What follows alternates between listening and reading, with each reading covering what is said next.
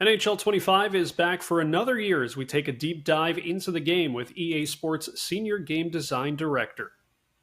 Hey everyone, Rob Wong, pleased to be joined by Mike Inglehart, the Senior Game Design Director for EA Sports NHL 25 video game.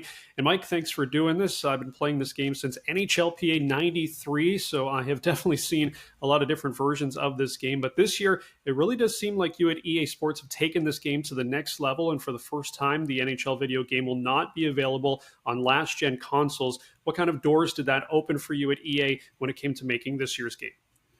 Yeah, so being able to focus on one platform, you can see a lot of that this year with our next-gen visuals that we have in the game, a lot of the work that we did in our characters. We can then just focus in on improving a lot of visual quality. So we've added the most likenesses we've ever added to a game this year in terms of player faces. We were able to actually finally attack the skeletons in the game. So previously we had one skeleton that was used across all facets of the game, including the women's game. And now we have two bespoke skeletons in the game to make sure that we have just better representation of body types that are in there.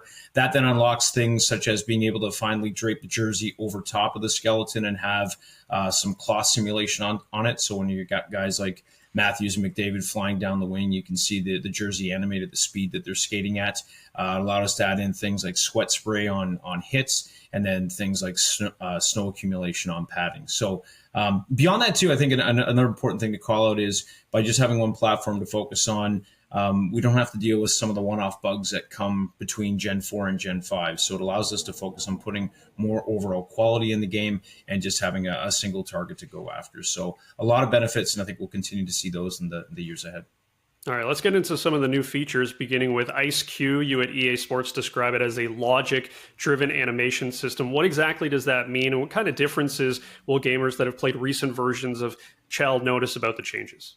Yeah, so logic-driven animation, it really just, quite frankly, stands up for how it's described, which is animations are at the core of how a lot of these systems work. So the three different features below IceQ, the NextGen vision control, empowered AI, and reactive actions are all driven with that in mind. I think the goal this year was to make the game, to be honest, just play more and feel more like hockey. NHL 24 was a faster game. I think it was more of a track meet, a sprint up and down the ice. And what we wanted to do was slow the game down a little bit and really make it feel like you can command the ice, be able to live out those shifts where you're moving the puck around the offensive zone, cleaner breakouts, better movement through the neutral zone. And the combination of all three features have really played well together, and the harmony of the new skating system, which really, I think it's the closest proxy we've had in the game. If people do play hockey or play beer league or anything, the way you skate on the ice, it's not simply in a north, south, east, west manner. There's a lot of small circles that players take on during the game. That extension is there now. The work with the AI has really allowed us to create consistency. If you play with a line over and over again, a lot of NHL players can make passes without even looking as to where their line mates are going to be. Our AI was a bit inconsistent in the past, and now that consistency is there. And then the reactive actions just allow the flow of the game to continue. We've removed the nuisance of players bumping into each other, getting stuck on each other, and really trying to just create space out there. So the three elements really work well together. And again, the feedback has been awesome out of the gate, and we're happy that people are feeling the difference and also feeling the stronger connection to the real sport.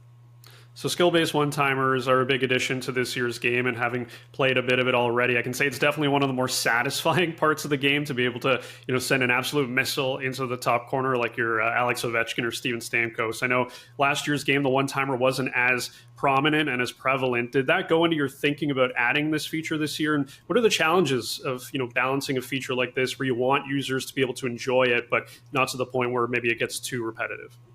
Yeah, so, the inspiration for the moment was, to your point, in modern hockey right now, I think the equivalent of the skill-based one-timer is used prominently in the game, especially on special teams, power play. But, 2-on-1s, getting the puck off quick is always a really good rule to follow in hockey.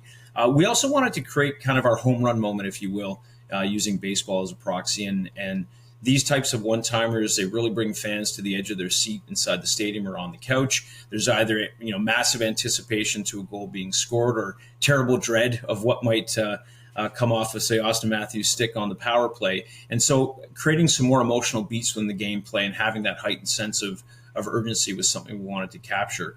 We think we've nailed that. And then to your point, how do you balance it? Well, we didn't want it to become the skill-based one-timer game. And so the idea was, let's get it in, let's figure out a way that it's complementary. It is something you see far more on special teams than 5-on-5. And just like we did last year, as we continue through, it is something we've gotten feedback on, and we're monitoring and looking at it. As players get better at the game, if we need to make tweaks based on how the game progresses over the cycle, we will, but we're happy with where it's landed. We're really happy to hear people having fun, and we think we've done a good job of capturing the moment in the real sport for people on the sticks on the couch. All right, let's get into the most popular modes, beginning with Hockey Ultimate Team. It's personally my favorite mode, and this year you've added the Battle Pass to it. What played into that decision to feature that over maybe the traditional way of improving a HUT team? Yeah, so the XP progression path, we have a design council that we meet with that gives us feedback from within the community. And the thought was, trying to get all the rewards in the game, you were forced to play every mode. And not every player wants to play every mode within Hockey Ultimate Team. Some might want to focus on just purely the competitive. Some might not want to even dabble in competitive, and they just want to play offline against AI-controlled teams. And the idea is it shouldn't matter where you want to play. You should be able to get rewarded in the same fashion. So with that feedback, we put all the rewards on a single path, and then just gave the player the freedom to play the way they want to. So if you want to play everything, you're going to get rewarded. If you want to play a single thing, you're going to get rewarded. And I think that's really the way that a game should shape up. The power should be in the player's hands, as opposed to rules being set in place for them to have to do things, because you never want to do things that you have to. You should do things because you want to. Now, when it comes to franchise mode, it is, of course, a staple of this game. I saw that no trades and no movement clauses have been added to the game this year, which is pretty cool for people who really like to take a deep dive into that mode. What else can people expect from franchise mode in this year's game? Yeah, so it was a massive overhaul from the ground up. I think on the base level, we changed a lot of the screen flows. We tried to make it all self-contained. There was a lot of tabbing back and forth and a lot of slowness to the menus historically, and finding things was not intuitive. So that was a massive change. Just to you're going to spend time in the menus. It's part of franchise mode. But I think the idea is to limit some of the pain and improve the quality of life there. You spoke about some of the changes with no movement and no trade. Contract negotiations were a new thing we put into the game this year. Previously in franchise mode, if you wanted to ink a high-profile UFA, it was pretty easy to do that. Now you've got to go through the back and forth and kind of feel the pain and the challenge of what GMs go through. If you choose to lowball a player too long, they could just walk. What other players are interested in. We even have things such as tax considerations, depending on the province, country, or state that the team you're running is located in. And now when you actually land that high-profile player, there's a lot of satisfaction because you've done it correctly. Equally, there's the pain that if you've played the game too long, or they're just not interested in coming to, say, a small market team, that they'll go somewhere else. So the game within the game, for the purists who are looking for that fantasy from a GM perspective, a lot more of that stuff has gone into the mode. And we think it's now a great experience. And so far, the feedback early has been awesome from players that spend most of their time in franchise mode.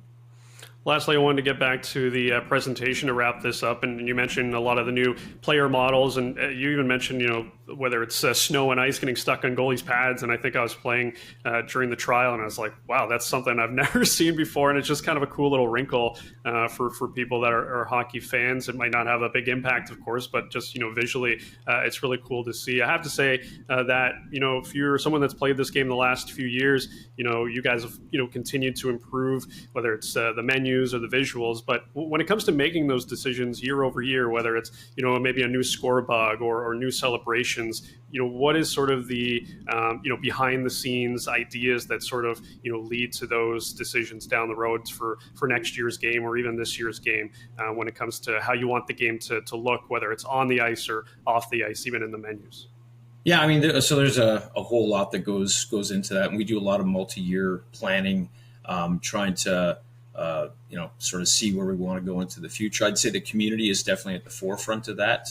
Listening to our players. I mean, this game is made for our players. And so there's a lot of interaction that happens with the community throughout the cycle, trying to figure out, say, what their top 10 most wanted things are, areas that people would like to see addressed in the game. We also look at the real sport as well and try to figure out, okay, what are the areas where we can increase authenticity, we can be more connected into what's there. Even things like staying true to what's happening in real life. If a team will put in a new Jumbotron, making sure that that's represented in the game. And then from a design perspective, obviously with our product, looking at ways we want to change the game year over year too. So trying to figure out with those two first points in place, where are the opportunities for us to improve the product, create something that's new. Obviously, hockey is still hockey at the end of the day, so the sport itself is never going to be uprooted in the real world. But we have tons of opportunity to continue creating and blurring the lines, if you will, between the real sport and our game. So through the community, through looking at the real game, and then just trying to figure out how we can leverage those opportunities when the design is sort of a good high-level approach to how we make decisions on a year-by-year basis. All right, NHL 25 is out now for Xbox Series X and S and PS5. Mike, thanks for your time today. Yeah, thanks so much.